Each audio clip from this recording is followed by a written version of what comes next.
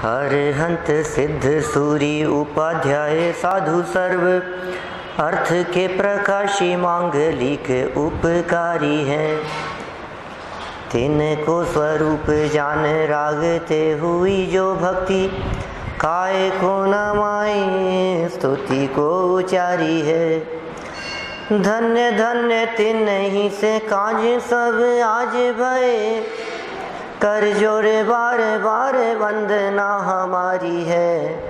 मंगल कल्याण सुख ऐसो हम चाहत हैं, हो मेरी ऐसी दशा जैसी तुम धारी है। हो मेरी ऐसी दशा जैसी तुम धारी है। बालभूत पाठमाला भाग 3 के आधार से अरहंत और सिद्ध परमात्मा, इनके स्वरूप के संदर्भ में कल हमने थोड़ी बहुत चर्चा की है। अरहंत भगवान कैसे होते हैं? सच में तो अरहंत परमात्मा 4 घातीय कर्मों का नाश करने वाले होते हैं, अनंत चतुष्टय संपन्न होते हैं। घातीय कर्मों का नाश कहना ये भी व्यवहार कथन है।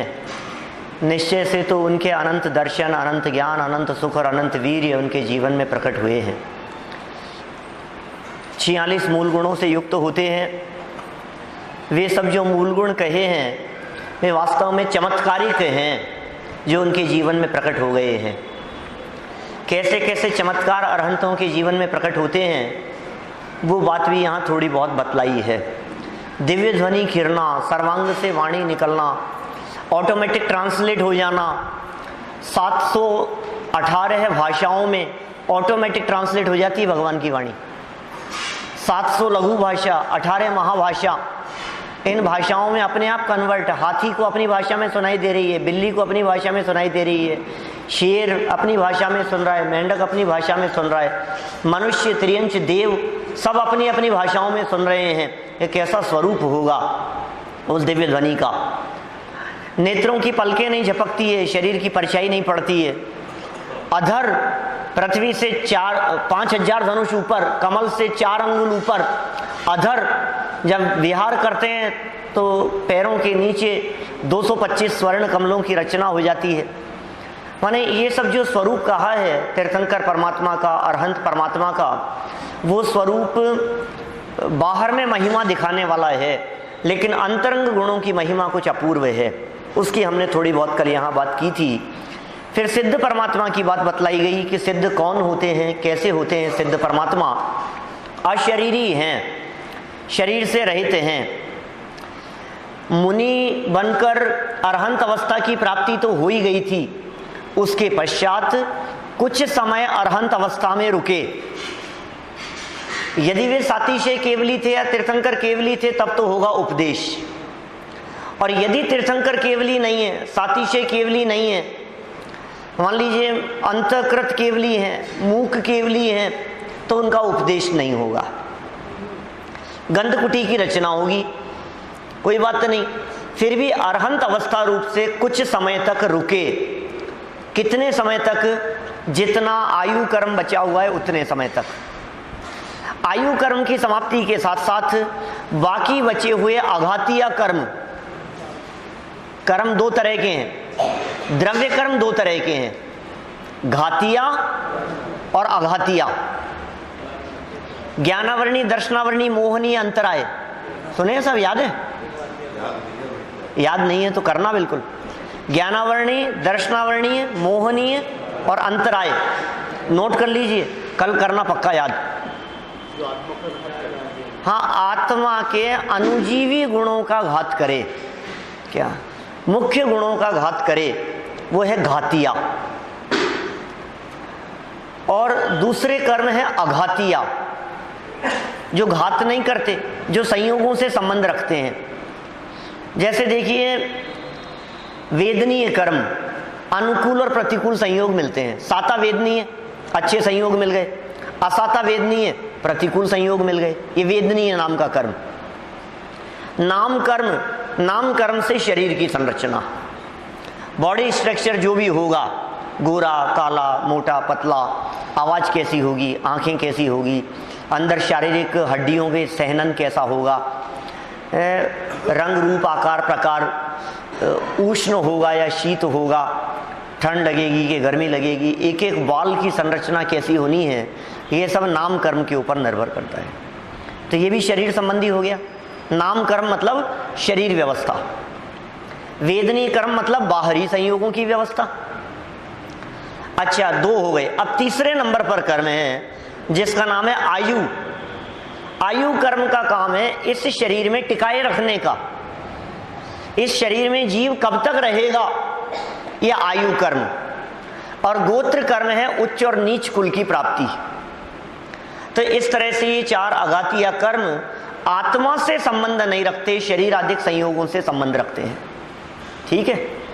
अरहंत भगवान के भी सब संयोग हैं, गोत्र कर्म भी है, वेदनीय कर्म भी है, नाम कर्म भी है, आयु कर्म भी है, ये सब अनंत परमात्मा के हैं। लेकिन जब इन 4 आघातीय कर्मों का अभाव हो गया तो फिर लोक के अग्रभाग में जाकर विराजमान हो गए, अशरीरी हो गए, शरीर छूट गया, आयु आदि समस्त कर्मों का उनके अभाव हो गया। छोटी छोटी सी भाषाएं हैं, वो तो लघु भाषाएं हैं, और मुख्य भाषाएं हैं 18 भाषाएं। अब ये तो समझ लो आप, हिंदी इंग्लिश जैसी होती होंगी, और तो क्या कहें अपन, मुख्य भाषाएं। हाँ, महाभाषा में तो 18 हैं, तो 18 के नाम भी कहाँ जानते हैं हम लोग। 18 भाषाएं मुख्य भाषाएं कहिए। हाँ, जैसे द्रव्य कर्म, भाव कर्म, नौकर्म की बात करते हैं। हाँ, जैसा मान सकते हैं नौकर्म जो है वो गाड़ी हो गई, द्रव्य कर्म पहिए हो गए, भाव कर्म स्टीयरिंग हो गया, और मैं ज्ञानात्मा ड्राइवर हूँ। द्रव्य कर्म, भाव कर्म और नौ कर्म। उदाहरण के तौर पर भाव कर्मों को जरूर स्टीयरिंग कहा जा सकता है, ठीक है ना, क्योंकि हमारे भाव कर्म ऐसे हैं या भाव ऐसे हैं जिन भावों के ऊपर पूरी की पूरी व्यवस्था डिपेंड करती है। हमारे भावों रूपी स्टीयरिंग जिधर होगा ना, हमारी आत्मा रूपी गाड़ी वहाँ पहुँच जाएगी, वहाँ चली जाएगी। इसलिए कहते हैं हमारे हाथ में नरक में जाना या स्वर्ग में जाना, हमारे हाथ में मुक्ति प्राप्त करना या संसार में भटकना, हमारे हाथ में मतलब हमारे भावों के स्टीयरिंग के हाथ में। ये कहता है कि नहीं नहीं, मेरे हाथ में तो नरक क्यों जा रहा हूँ, कि तेरा स्टीयरिंग तो नरक की तरफ है। क्या स्टीयरिंग तो उधर घुमा रखा है और कह रहा है क्यों जा रहा हूं, मैं नहीं जाना चाहता। अरे तो उधर मत घुमा, परिणामों को बदल, अपने परिणामों को संभाल, दिशा बदलेगा तो दशा बदलेगी। दिशा बदल, पहले दशा बदलने के पहले दिशा बदलना जरूरी है।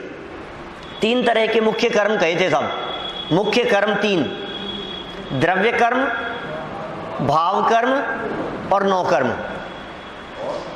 नौ कर्म, नौ मतलब 9 नहीं, नौ कर्म अल्प कर्म है, ईशत कर्म है, सूक्ष्म कर्म है, कर्मत्व पने को प्राप्त हैं वो।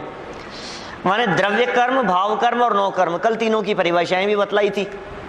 बोलो अजय जी, द्रव्य कर्म कौन से है? ज्ञानावरणादि, ज्ञानावरणादि कर्मों का नाम है द्रव्य कर्म। और भाव कर्म क्या होंगे?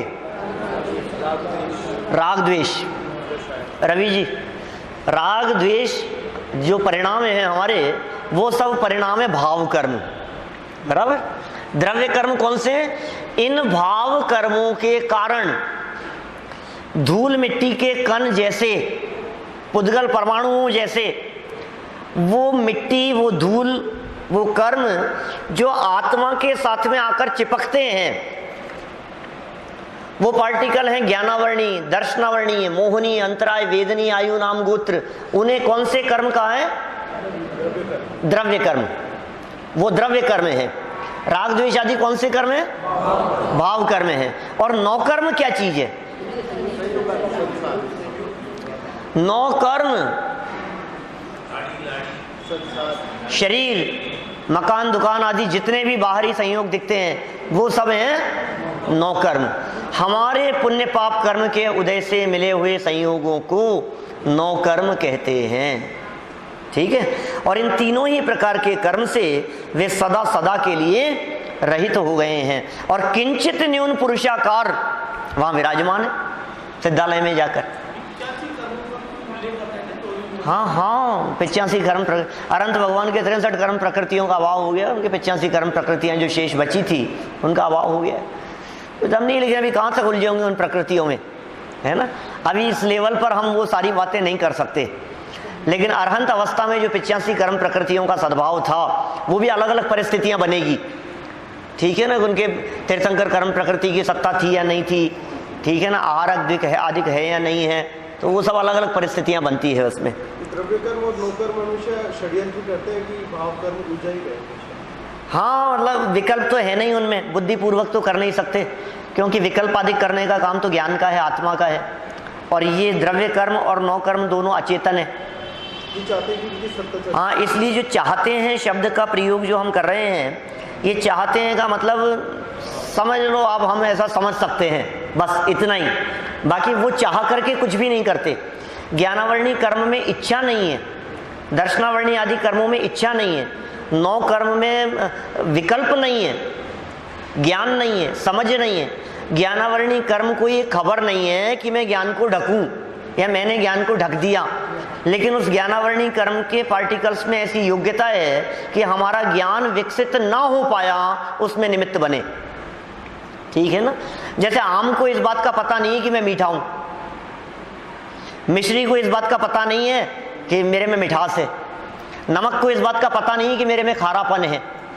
तो पता किसे लगता है? जिसे पता लगता है वो ज्ञान है, जिसे जानकारी है वो आत्मा है, वो जीव है। माने जो जानता देखता है, सुख दुख का अनुभव करता है, उसे जीव कहते हैं। चलिए, किंचित न्यून पुरुषाकार लोक के अग्रभाग में विराजमान हो गए। कल हमने ये बात कही थी, लोक के अग्रभाग में सिद्ध परमात्मा जाकर के विराजमान होते हैं। किंचित न्यून पुरुषाकार क्या मतलब? किंचित न्यून माने कुछ कम, किंचित न्यून माने कुछ कम। पुरुष आकार, ये जो पुरुष आकार है, शरीर है, इससे कुछ कम आकार आत्मा का सिद्ध अवस्था में विराजमान रहता है, ठीक है। कुछ कम क्यों हो गया? हमने कहा नाखून और केश आदि वो कम हो गए। कुछ पोल है, जहां उंगली जा रही है वहां आत्मा नहीं है। सुई जाए और तकलीफ नहीं हो, दर्द नहीं हो, वेदन नहीं हो, इसका मतलब उस स्थान पर आत्मा नहीं है। नाखून के ऊपर सुई लगाई और तकलीफ नहीं हुई, सुख दुख का वेदन नहीं हुआ, कैंची से बाल कट गए और पता नहीं लगा, माने वहां आत्मा नहीं है। और जहां वेदन होगा वहां आत्मा है, जहां ज्ञान होगा वहां आत्मा है। नहीं नहीं, ऐसा नहीं है, नहीं। देखो फिर आगे चलते हैं अपन। सिद्ध भगवान के 8 गुण प्रकट हो गए हैं, वे कौन कौन से हैं? बहुत सुंदर नीचे एक दोहा दिया है, ये सिद्ध भगवान पूजन का दोहा है, और आप इस दोहे को याद करें, याद रहना चाहिए। इस दोहे को याद रखने में 8 गुण सिद्ध भगवान के याद हो जाते हैं। समकित दर्शन ज्ञान अगुरु लघु अवगाहना, सूक्ष्म वीरजवान निराबाध गुण सिद्ध के। याद कर सकते हैं सभी? सुना सकते हैं कोई? याद कीजिए, बहुत सरल है, 2 पंक्तियां। क्या क्या कहा? समकित दर्शन और ज्ञान, मतलब 8 शब्दों में 8 नाम बतला दिए और फिर गुण सिद्ध के, इतना सा लगे। 11 शब्द हैं कुल मिलाकर के दोहे में, और 11 शब्दों में से गुण सिद्ध के, ये सिद्धों के गुण हैं, और बाकी के 8 शब्द 8 गुण हैं।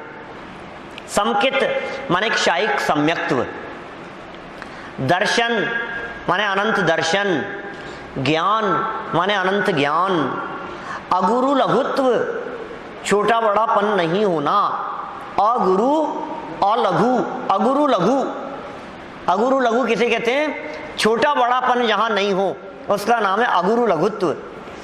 अवगाहना अवगाहनत्व, सूक्ष्म माने सूक्ष्मत्व, वीरजवान माने वीर्य, अनंत वीर्य, निराबाध माने अव्याबाध, बाधा से रहित। ये सब 8 नाम आगे गिनाए हैं। मुख्य बात जो यहाँ स्मरण रखने योग्य है वो इतनी सी है कि कौन से वे कर्म हैं जिन कर्मों के अभाव में सिद्ध परमात्मा के ये 8 गुण प्रकट हुए हैं।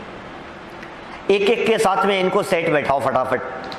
क्षायिक सम्यक्त्व, मोहनीय कर्म के अभाव में, ठीक है। फिर दूसरा नंबर दिया, अरे ये नंबर आगे पीछे कैसे दिए हैं? कोई बात नहीं, कोई बात नहीं। देखो 2 नंबर दिया अनंत दर्शन, ये दर्शनावरणी कर्म के अभाव में। 3 नंबर कहा अनंत ज्ञान, ज्ञानावरणी कर्म के अभाव में। फिर उसके बाद में 4 नंबर अगुरु लघुत्व, अगुरु लघुत्व कर्म गोत्र कर्म के अभाव में। गोत्र कर्म क्या काम करता है? नीचे और ऊपर, या इसको छोड़ दो, इस क्रम को अभी अपने कर्मों के क्रम से देखो, वो ज्यादा इजी रहेगा, नहीं तो फिर आप उलझ जाएंगे। ज्ञानावरणी, दर्शनावरणी, मोहनी, अंतराय, वेदनी, आयु, नाम, गोत्र, 8 कर्म है सब। ज्ञानावरणी के अभाव में अनंत ज्ञान, दर्शनावरणी के अभाव में अनंत दर्शन, मोहनी के अभाव में अनंत सुख और क्षायिक सम्यक्त्व, ठीक है ना, सुख और क्षायिक सम्यक्त्व दोनों। फिर अभी आगे कहा अंतराय के अभाव में, कल कहा था मैंने, अनंत वीर्य, अनंत बल। अच्छा, इसके बाद आयु कर्म के अभाव में। अब देखो आयु कर्म क्या है?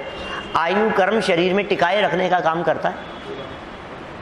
आयु कर्म से क्या होता है? शरीर में टिकते हैं। तो कहा अब शरीर में टिकना तो बंद हो गया क्या, लेकिन ऐसी जगह पर स्थित हो गए जहां स्थिति रहेंगे हमेशा। अवगाहना, अवगाहन मतलब जगह है। आयु कर्म के अभाव में अवगाहनत्व नाम का गुण प्रकट होता है, स्थिर हो गए। अब सिद्ध भगवान की अवगाहना अटल हो गई। अब वे सिद्ध भगवान इधर उधर गमन नहीं करेंगे, अब अनंत काल तक सिद्ध भगवान एक ही जगह पर रहेंगे। ये अवगाहनत्व, ठीक है। आयु के अभाव में अवगाहनत्व, नाम कर्म के अभाव में सूक्ष्मत्व, सूक्ष्मता। शरीर है तो स्थूलता है, शरीर है तो पकड़ सकता है कोई भी व्यक्ति, शरीर है तो बांध सकता है, शरीर है तो दिखता है। अब शरीर का अभाव हो गया तो सूक्ष्म अवस्था प्रकट हो गई। समझ में आ रही है बात? तो शरीर के अभाव में सूक्ष्मत्व नाम का गुण प्रकट हुआ, नाम कर्म के अभाव में गौरव सूक्ष्मत्व। फिर गोत्र कर्म के अभाव में दीपेश जी अगुरु लघुत्व, क्योंकि गोत्र कर्म से उच्च कुल और नीच कुल, कोई छोटा है कोई बड़ा है, ठीक है ना। अभी यहां गोत्र कर्म का अभाव हो गया तो क्या हो गया? अगुरु लघुत्व अवस्था। अब छोटा बड़ापन नहीं है, अब वे जैसे हैं वैसे ही हैं, अगुरु लघुत्व। और अंत में रहा वेदनीय, वेदनीय कर्म के अभाव में, क्योंकि वेदनीय कर्म अनुकूलता प्रतिकूलताओं का वेदन कराता था। एक अव्ययवाद नाम का सुख है, अब किसी तरह की सातापन उनके जीवन में नहीं है। इन सब से रहित अव्ययवाद अवस्था सिद्ध भगवान के प्रकट हो गई है। ये 8 कर्मों के नाम भी याद करना और 8 कर्मों के अभाव में प्रकट होने वाले गुणों को भी याद करना। मैं अभी बढ़ता हूं आगे। देखिए, आचार्य, उपाध्याय और साधुओं का सामान्य स्वरूप, थोड़ा सा फास्ट लेंगे हम। आचार्य, उपाध्याय और साधु सामान्य से साधुओं में ही आ जाते हैं। तीनों के लिए एक शब्द देना हो तो साधु कहेंगे। तीनों का सामान्य स्वरूप बतला रहे हैं। कॉमन स्वरूप क्या है? जो विरागी होकर, वैराग्य सबसे पहली शर्त है मुनि भूमिका के लिए। वैराग्य नहीं होगा तो मुनि अवस्था नहीं हो सकती। विरागी होकर समस्त परिग्रह का त्याग करके, कितने परिग्रह का त्याग करें? कौन सा परिग्रह रख सकते हैं? क्या क्या चीज रख सकते हैं? समस्त परिग्रह के त्यागी हैं। क्या? शुद्धोपयोग रूप मुनि धर्म अंगीकार करके। 3 बातें हो गई। पहला वैराग्य, फिर समस्त परिग्रह का त्याग, और मुनि धर्म शुद्धोपयोग रूप है, अंदर में आनंद है, अंदर में शुद्धता है। ऐसा करके अंतरंग में शुद्धोपयोग द्वारा अपने को आप रूप अनुभव करते हैं। शुद्धोपयोग, अपने को आप रूप अनुभव करते हैं, अपने उपयोग को बहुत नहीं भ्रमाते। जब बात परिणामों की है तो फिर इसमें क्या आवश्यकता है? परिणाम तो आदमी कहीं पर भी अपने स्थिर कर सकता है। आत्मा में परिणाम स्थिर हो, उसका नाम शुद्धोपयोग। वो तो चाहे गृहस्थी हो, चाहे वन हो, गृहस्थ दशा में भी शुद्धोपयोग हो सकता है, लेकिन मुनि अवस्था में शुद्धोपयोग विशेष रूप से होता है। गृहस्थों की तुलना में मुनिराजों की भूमिका बहुत उत्कृष्ट है। मतलब गृहस्थ कितना भी जोर लगा ले एड़ी से चोटी तक का, तो वो मुनिराजों के नाखून की बराबरी नहीं कर सकता। क्या माने, मुनिराजों और गृहस्थों की कोई तुलना ही नहीं हो सकती, कोई बात ही नहीं है। हम कैसे बात करें, क्योंकि मुनि भूमिका तो पंच परमेष्ठियों में शामिल है भाई, वो पंच परमेष्ठियों में शामिल है, वो पूज्य पद हैं, और यहां तो कोई पद ही नहीं है, गृहस्थों का कौन सा पद है। तो अपने उपयोग को बहुत नहीं भ्रमाते, एकाग्रता उपयोग की, जिनके कदाचित मंदराग के उदय में शुभोपयोग भी होता है। मुनिराजों के शुद्धोपयोग तो होता ही है, लेकिन कदाचित मंदराग के उदय में शुभ परिणाम भी होते हैं, परंतु उसे भी हेय मानते हैं। तीव्र कषाय का अभाव होने से अशुभोपयोग का तो अस्तित्व ही नहीं है, ऐसे मुनिराज ही सच्चे साधु हैं। अशुभोपयोग का काम नहीं है, राग रंग का काम नहीं है, उनके टीवी मोबाइल आदि का काम नहीं है, उनके जीवन में ऐसी परिस्थितियां नहीं बनती है। माने जगत के जितने प्रकार के काम गृहस्थों के जीवन में संभव हैं, वो मुनि भूमिका में नहीं होते। मुनिराजों की भूमिका इन सब से ऊपर उठ करके है, और इस भूमिका के संदर्भ में कल शायद मैंने पंक्तियां बोली थी, रत्नकरण श्रावकाचार्य की पंक्तियां, विषया शावशाती तो निरारंभो परिग्रह ज्ञान ध्यान तपो रक्त तपस्वी स प्रशस्यते।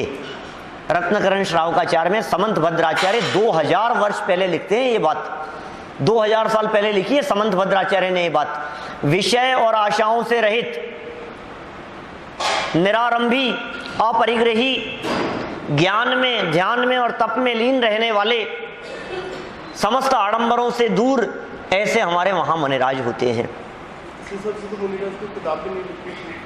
नहीं, वो अलग में, ये शुभोपयोग में आएगा। ये जो लिखा ना यहाँ, मंद राग के उदय से शुभोपयोग भी होता है। ये ग्रंथ लेखन आदि के कार्य ये शुभोपयोग के अंतर्गत होते। आहार भी होगा, विहार भी होगा, निहार आदि के लिए भी जाएंगे, ये शरीरोचित अनिवार्य क्रियाएं हैं, ठीक है ना। ग्रंथ लेखन आदि का कार्य भी होगा।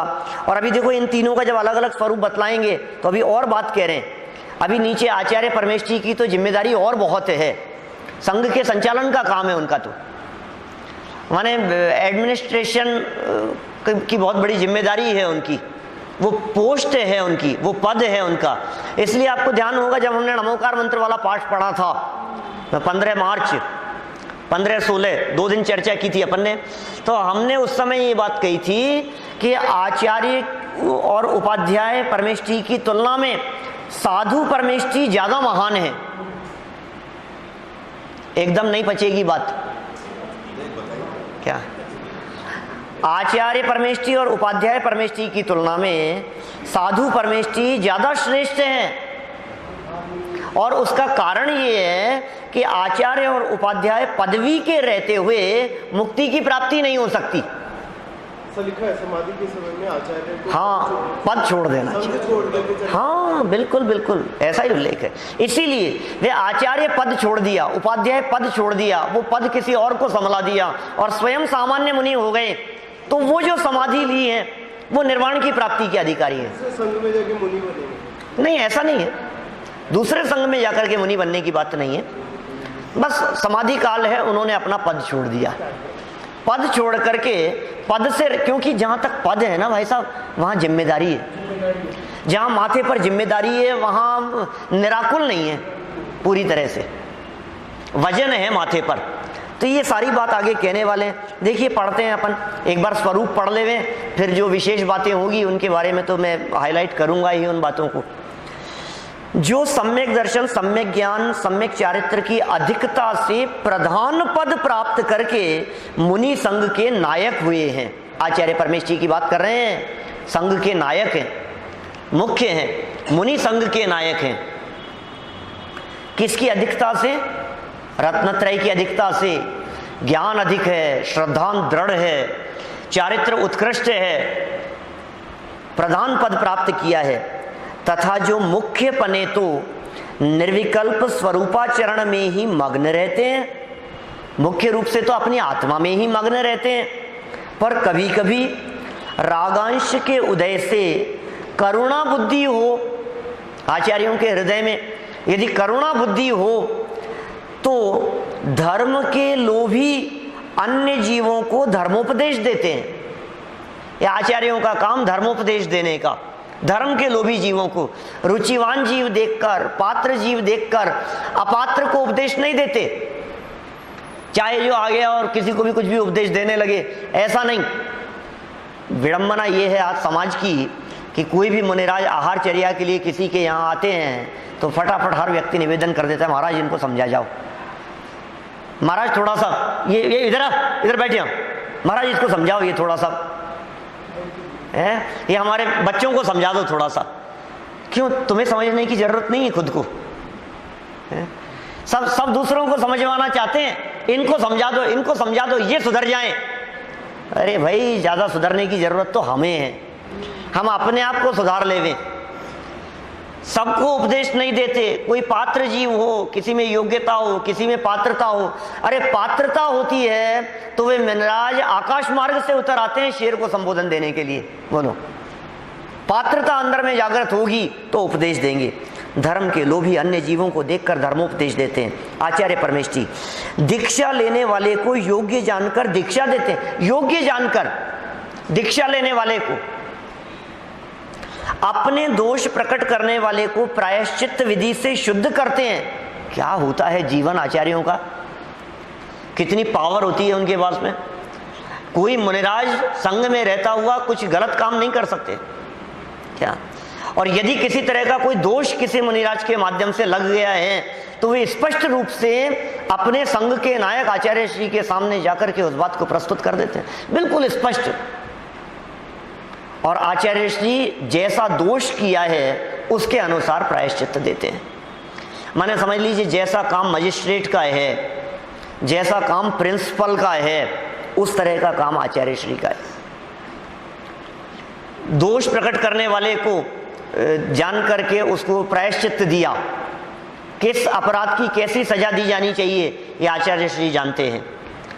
योग्य जानकर उनको अध्यापक के रूप में नियुक्ति की, प्रिंसिपल जैसे, तो ऐसे ही मुनि दीक्षा के योग्य जानकर के उन्हें दीक्षा प्रदान करें, ये आचार्य परमेष्ठी का काम है। आचार्य पद समाज देता है या मुनि संघ? क्या चीज? आचार्य पद समाज देता है? नहीं, आचार्य पद तो उनके आचार्य देंगे। उनसे जो पूर्व आचार्य हैं, जिनके संग में वे दीक्षित हुए हैं, वे आचार्य समाधि के काल में अपना पद छोड़कर अपने संग में जो अन्य मुनिराज हैं उन्हें वे आचार्य पद संभलाते हैं। देखिए साहब, मैं कुछ बात नहीं करना चाहता, है ना। हाँ, एक संघ में एक ही आचार्य होंगे। कहीं ऐसा होता है एक मुनि है वही आचार्य है? उचित नहीं है। अब हम क्या कहें, देखो, है ना, हम तो यहाँ स्वरूप की चर्चा कर रहे हैं साहब। हाँ, इस पंचम काल में एकल विहारी मुनिराजों का निषेध किया है। हाँ, आगम में एकल विहारी मुनिराजों का निषेध किया गया है, क्योंकि ये काल ऐसा है कि इस काल में अनेक तरह के दोष लगने की संभावनाएं हैं, और अकेले रहने में तो दोष है ही।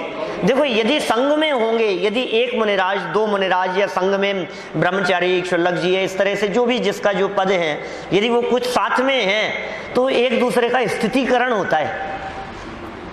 व्यक्ति अकेले में जितने पाप करता है समूह में उतने पाप नहीं कर सकता। और जनरल बात कर रहे हैं अपन, कोई भी बात समझ लो आप। आपसे यदि कोई दोष लगेगा तो वो दोष अकेले में दोष लगने की संभावना ज्यादा है, समूह में दोष लगने की संभावना कम है।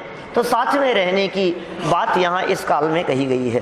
कई तो मुनि को दीक्षा देते।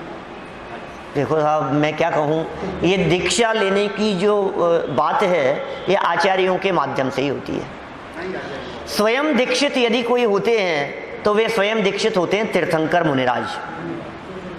तीर्थंकर मुनि वे किसी आचार्य से दीक्षा नहीं लेते, वे स्वयं दीक्षित होते हैं। उनके कोई गुरु नहीं होते, वे स्वयं बुद्ध होते हैं। आदिनाथ स्वामी ने दीक्षा ली तो किसी आचार्य से नहीं ली। महावीर स्वामी ने राजकुमार थे, दीक्षा ली तो किसी मुनिराज से नहीं ली, आचार्य से नहीं ली, स्वयं दीक्षित होते हैं। वे नमः से दिव्य कहकर के केशलोच करते हैं, वस्त्राभूषण का त्याग कर देते हैं, मुनिराज हो जाते हैं।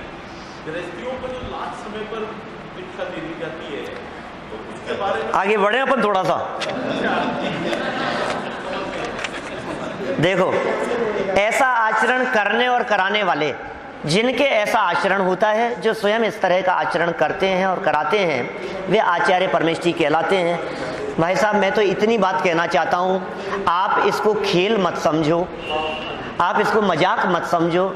ये मुनि भूमिका बहुत ऊंची भूमिका है, ये साधारण नहीं है, ये हंसी मजाक और खेल की वस्तु नहीं है, ये बहुत बड़ा पद है। हमारे माध्यम से किसी भी रूप में यदि पंच परमेष्ठियों में से किसी की भी विराधना हुई तो अनंत संसार समझना। क्या अरहंत परमेष्ठी, सिद्ध परमेष्ठी, आचार्य भगवंत, उपाध्याय और मुनिराज, इन पांचों में से यदि किसी की भी विराधना हमारे माध्यम से होती है तो अनंत संसार समझना। ये हंसी खेल नहीं है। क्या मुनि बनना भी, कपड़े उतार देना भी, उतरवा देना भी, ये कोई खेल है? ये बच्चों का खेल नहीं है भाई साहब। अंदर में जिसकी पात्रता होती है, और देखो कैसे शब्द दिए थे दीक्षा देने के संदर्भ में, पात्र जानकर, योग्य जानकर, दीक्षा के योग्य जानकर दीक्षा प्रदान करते हैं। अरे हमने तो प्रथमानुयोग में ऐसे प्रसंग भी पढ़े हैं कि यदि उनके माध्यम से प्रभावना होने का योग दिखाई देता है और वर्तमान में कुछ परिस्थिति प्रतिकूल दिखाई देती है, तो वे कहते हैं आप अपनी दीक्षा छेद करके गृहस्थ हो जाइए कुछ समय के लिए, पुनर्दीक्षित होना बाद में। मुनि भूमिका में रहते हुए ये काम संभव नहीं है, मुनि भूमिका में रहते हुए इलाज संभव नहीं है। हाँ देखो, गृहस्थों को यदि पता है तो वे अपने आहार में मुनिराज के लिए योग्य प्रासुक औषधि उनके आहार में मिला करके दे सकते हैं उनके उपचार के लिए, लेकिन डॉक्टर को जाकर के दिखाएं, ये ऐसी बात नहीं बनती। ये उनको बताना भी पड़ता है कि देने आपको दवा? नहीं, ऐसा कुछ नहीं है कि मुनिराज पूछेंगे थोड़ी ना किसी चीज के बारे में, पूछने का काम नहीं है। तो होंगे ना कि क्या नहीं, तो मिल जाती है ना, आटे में मिल गई, सब्जी में मिल गई है, जूस में मिल गई है, ऐसी प्रासुक औषधियाँ होती है सूखी, आप लोग तो जानते हैं इन सब बातों के संदर्भ में विशेष।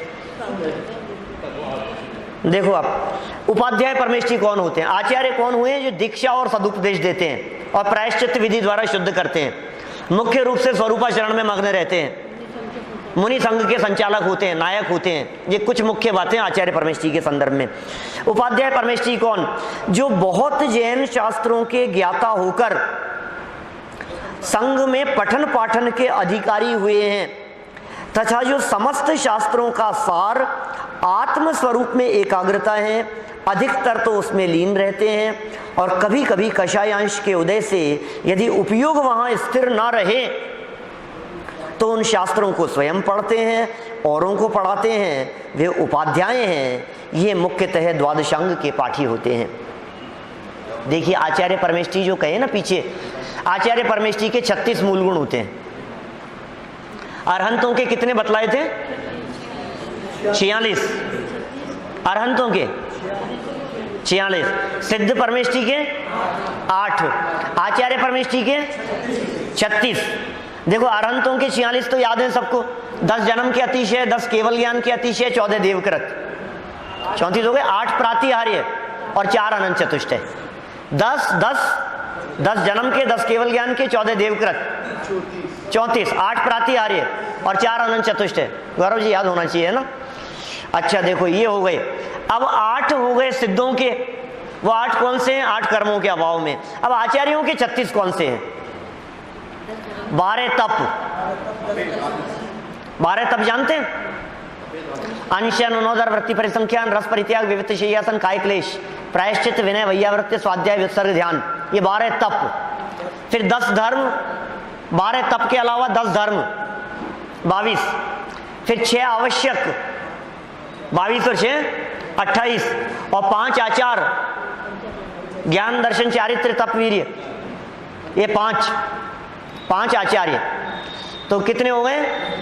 33, और 3 गुप्ती। 3 गुप्ती, मन गुप्ती, वचन गुप्ती, काय गुप्ती।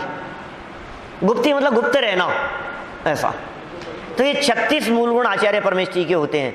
उपाध्याय परमेष्ठी जो संघ में पठन पाठन के अधिकारी हैं, आचार्य परमेष्ठी दीक्षा और सदुपदेश देने वाले, उपाध्याय परमेष्ठी पढ़ने पढ़ाने के अधिकारी। 25 मूल गुण होते हैं इनके, 11 अंग और 14 पूर्व उपाध्यायों के। 11 अंग और 14 पूर्व, इनके लिए यहाँ एक बहुत महत्वपूर्ण लाइन दे दी, बहुत जैन शास्त्रों के ज्ञाता होकर। आप देखना दुनिया में आपको आचार्य बहुत मिलेंगे, आपको साधु बहुत मिलेंगे। उपाध्याय कितने हैं निगाह में बताओ? कितने आचार्य हो गए आपके यहाँ? कितने? 4-6 महीने से ज्यादा हो गए, साल भर हो गया होगा। हाँ, माने कौन कौन उपाध्याय परमेष्ठी के योग्य हैं? उपाध्याय परमेष्ठी के योग्य वे होंगे जो द्वादशांग के ज्ञाता होंगे, 11 अंग और 14 पूर्व के ज्ञाता। लेकिन वर्तमान काल में 11 अंग और 14 पूर्व के ज्ञाता संभव नहीं है, तो कोई उपाध्याय नहीं हो सकता कि नहीं। बहुत जैन शास्त्रों का जिनको अभ्यास हो, जैन शास्त्रों की और हाल पूरी नॉलेज जिनको हो, सब तरफ के विषयों की जानकारी हो, वे उपाध्याय पद के योग्य हैं। गुणस्थानों की जिनको खबर हो, बाह्य आचरण की जिनको खबर हो, चरणानुयोग की जिनको खबर हो, कर्णानुयोग की जिनको खबर हो, 3 लोक जैन भूगोल के संदर्भ में जिनको जानकारी हो, मार्गणा स्थानों की जिनको खबर हो, व्रत उपवास आदि उद्यापन आदि के संदर्भ में जिनको खबर हो, कोई भी विषय जनागम का उठा करके देख लो, सारे विषयों के संदर्भ में जिनको बेसिक नॉलेज है, कर्म प्रकृतियों के संदर्भ में, कर्मों की बंध विच्युत्ति आदि, उदय उदीर्ण आदि के संदर्भ में सारे प्रकरण जिनके ख्याल में हैं, मुख्य ये समझ लीजिए उपाध्याय पद के योग्य हैं। तो क्या मुनि डायरेक्ट आचार्य बनता है, उपाध्याय बनता है? आचार्य श्री ही उपाध्याय पद देते हैं संघ में योग्य जानकर। मुनि बन गए? हाँ, डायरेक्ट आचार्य भी हो सकते हैं बिना उपाध्याय बने। हाँ, क्योंकि उपाध्यायों में जो क्वालिटी है वो क्वालिटी है पठन पाठन की, एडमिनिस्ट्रेशन की पावर भी चाहिए साथ में। संघ को कहाँ ले जाना, कहाँ विश्राम कराना, कौन सी जगह पर रुकना, इस दिशा में जाएंगे, इस दिशा में जैन परिवार है या नहीं है, इतना बड़ा संघ है, संघ के आहार की व्यवस्था हो पाएगी या नहीं हो पाएगी, बहुत तरह की बातों का विचार करके संघ का विहार आदि करते हैं। कितनी दूर है, कितनी दूर चल पाएंगे, कितनी दूर चल करके विश्राम करेंगे, हमारे संघ में कितने बुजुर्ग मुनिराज हैं, ये कितनी दूर चल सकते हैं, इनके चलने की स्थिति कैसी है, सब बातों के बारे में विचार करते हैं वो, तब जाकर के डिसीजन लेते हैं कोई भी। तो ये आचार्य पद बहुत जिम्मेदारी वाला पद है, और उपाध्याय पद में पठन पाठन के अधिकारी हैं। अब साधु मुनिराज, हाँ 28 मूल गुण तो उपाध्यायों के भी हैं, 28 मूल गुण तो साधुओं आचार्यों के भी हैं, और साधुओं के तो हैं ही। चलिए अंतिम प्रकरण।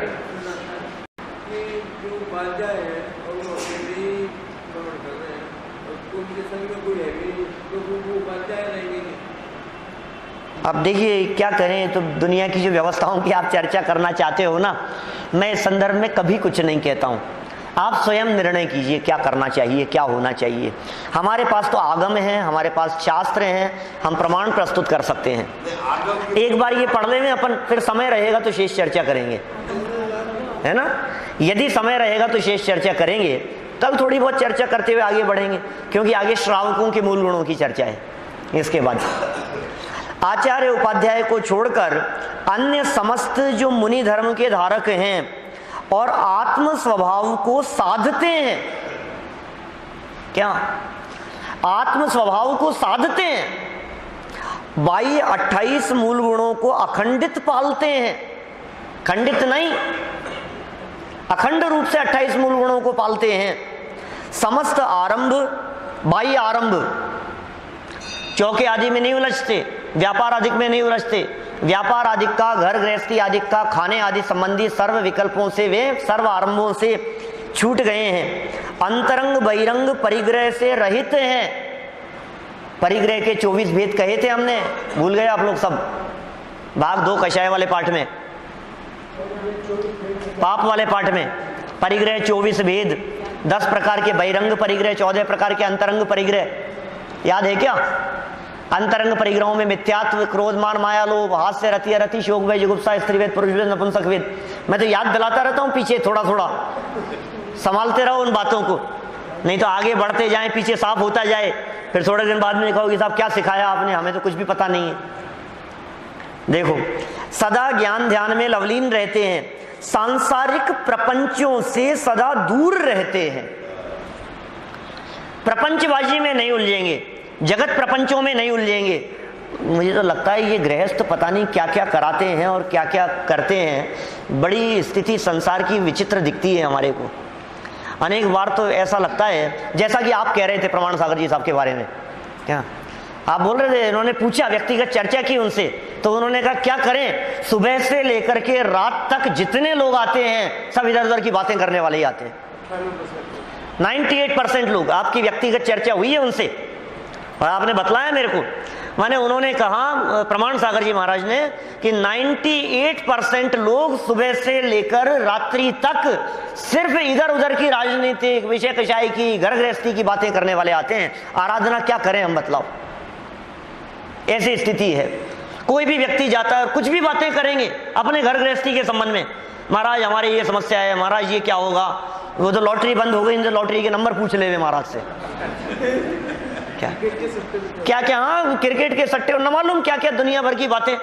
महाराज आपके पीछे लग जाए, ये काम हो जाए बस, महाराज इसको आशीर्वाद दे दो, महाराज आप तो बहुत जगह जाते हो, हमारी लड़की के लिए अच्छा लड़का बता दो ना, बहुत निगाह में आते हैं आपके। तो भाई साहब क्या हालत है, मैं कह नहीं सकता हूँ, ये बहुत स्थिति क्या हो रही है, हमें संभल करके रहने की जरूरत है। हर बात का जवाब देवे, इस बात के लिए बात नहीं, वे बाध्य भी नहीं है, ठीक है ना, वे बाध्य भी नहीं है, प्रपंचों से दूर रहते हैं। आज वो पीछे लेके जबरदस्ती पकड़ाते हैं, उन्होंने 2-4 दिन का उपवास किया हुआ है, क्या करें बोलो, जैसे आपने जवाब नहीं दिया। सांसारिक प्रपंचों से दूर रहते हैं, उलझनों में उलझते नहीं हैं, व्यर्थ के विवाद में पड़ते नहीं हैं, सामाजिक बातों से उनको कुछ लेना देना नहीं है, उन्हें साधु परमेष्ठी कहते हैं। इस प्रकार पंच परमेष्ठी का स्वरूप वीतराग विज्ञानमय है, अतः वे पूज्य हैं। वीतरागी हैं मनराज, विशेष ज्ञान के धारी हैं, इसलिए वे पूज्य हैं। मुझे मालूम है जब कभी शास्त्रानुसार मुनिराजों के स्वरूप की चर्चा चलती है तो बहुत से लोग ऐसी बातें कहने लगते हैं कि साहब आप चौथे काल की बात मत करो, पंचम काल की बात करो। वेदना होती है मेरे को ऐसा बहुत, जब मैं ऐसी बातें सुनता हूँ। मेरा अपना मंतव्य बतलाता हूँ, चौथे काल के मुनि पंचम काल के मुनि अलग अलग नहीं होते, चौथे काल के गृहस्थ पंचम काल के गृहस्थ अलग अलग नहीं होते, चौथे काल के देव पंचम काल के देव अलग अलग नहीं होते। जो स्वरूप है वो स्वरूप काल से अप्रभावित रहता है, सदा काल काल से अप्रभावित रहता है। मैं आपसे पूछता हूँ, चौथे काल की अग्नि और पंचम काल की अग्नि अलग अलग है? चौथे काल की मिश्री और पंचम काल की मिश्री अलग अलग है? नहीं। चौथे काल में भगवान कैसे हैं? वीतरागी हैं। चौथे काल में भगवान कैसे हैं? सर्वज्ञ हैं। चौथे काल में भगवान की प्रतिमाएं कैसी बनती थी? कि वीतरागी। पंचम काल में कैसी बनेगी? थोड़ी बहुत सरागी? नहीं। चौथे काल के श्रावक जैसे होते हैं, पंचम काल में भी श्रावक तो वैसे ही होते हैं। जो रात्रि भोजन करते हैं हम उन्हें श्रावक ही नहीं कहते ना, हम क्यों बात करें उनकी, हम उनको श्रावक कैसे कह सकते हैं? चौथे काल में भी श्रावक अष्टमूल गुणों का पालन करते थे और पंचम काल में भी श्रावक अष्टमूल गुणों का पालन करने वाला ही होगा। चौथे काल में भी श्रावक रात्रि भोजन नहीं करते थे और पंचम काल में भी श्रावक रात्रि भोजन नहीं करेगा। चौथे काल में भी मुनिराज परिग्रह से रहित होते थे और पंचम काल में भी मुनिराज परिग्रह से रहित होंगे। आप किस बात में छूट चाहते हैं बतलाइए मेरे को। मैं कहता हूं देव के स्वरूप के संदर्भ में थोड़ी सी छूट दे दो, थोड़े से कपड़े पहना दो, पंचम काल है, कर सकते हैं हम ऐसा? हाँ मानते हैं भले। पद्मावती क्षेत्रपाल की चर्चा बहुत होने लगी है, हमारे यहाँ वीतरागी जैन शासन में तो उनकी चर्चा है नहीं। क्या हमारा यहाँ जो जैन धर्म है, जो सच्चा जैन धर्म है, जो वीतरागी जैन धर्म है, हम पद्मावती जी को भी मानते हैं। क्षेत्रपाल की चर्चा तो कहीं पढ़ने में आती नहीं है, लेकिन पद्मावती का उल्लेख तो बिल्कुल है ही ना। पार्श्वनाथ स्वामी के ऊपर उपसर्ग हुआ और धर्मेंद्र और पद्मावती, देखो धर्मेंद्र पद्मावती थे। अब पद्मावती जी के साथ में क्षेत्रपाल कहां से आ गए मुझे नहीं मालूम। क्या अभी ये जैन मंदिरों में बिल्कुल नहीं होने चाहिए, क्योंकि ये सरागी प्रतिमाएं हैं, सरागी देव हैं। हमारे यहाँ वीतरागता पूज्य है। जैन धर्म में वीतरागता को मान्य किया गया है, सरागता को नहीं। तो साहब आप पद्मावती जी को मानते हो कि नहीं? कि बिल्कुल मानते हैं, 100% मानते हैं। कैसा मानते हैं? वे देव हैं, वे देवी हैं, इतना मानते हैं कि साहब आप पूछते हो उनको कि नहीं? हाथ नहीं जोड़ते उनके आगे? क्या हम उनको मानते हैं लेकिन उनको पूज्य नहीं मानते? क्या वे वंदन करने योग्य नहीं है? क्यों नहीं है? क्योंकि वे देव हैं। उनका गुणस्थान मैक्सिमम चौथा हो सकता है, वे नियम से असंयमी होंगे। और हम जो मनुष्य पर्याय की प्राप्ति किए हुए हैं, हम संयम अंगीकार कर सकते हैं। उनको आना हो तो हमारे चरणों में आकर के झुके। समझ में आ रही है बात क्या कह रहा हूं? वो झुके, क्यों नहीं झुके? यदि हम संयम अंगीकार करें तो देव लोग आकर के झुकते हैं मुनि राजों के चरणों में। मनुष्य जन्म वालों के पास में ताकत है, ये पावर है कि वे संयम अंगीकार कर सकते हैं। मनुष्य गति में 14 गुणस्थान संभव है। मनुष्य गति के जीव भगवान बन सकते हैं। मनुष्य गति के जीव पंच परमेष्ठियों में शामिल हो सकते हैं। लेकिन क्षेत्रपाल हो या पद्मावती हो या अन्य देवी देवता हो, वे कोई भी इन पंच परमेष्ठियों में शामिल होने योग्य नहीं है। सौधर्मेंद्र भी नहीं है। क्यों है? देव है भाई, असंयमी है। गुणस्थान नियम से चौथा है। और जहां तक पद्मावती आदि का सवाल है, वे तो नियम से मिथ्यात्व सहित जन्म लिया है। भवनत्रिकों में जन्म लेने वाले सब मिथ्यात्वी होते हैं। सम्यक तो का भी ठिकाना नहीं है। हम कैसे उन्हें पूज्यता की बात करें? इसलिए देखिए,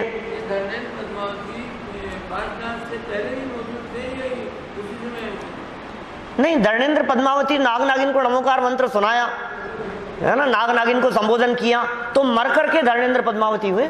पद तो बना रहता है, इसमें जीव आता जाता रहता है। किसमें?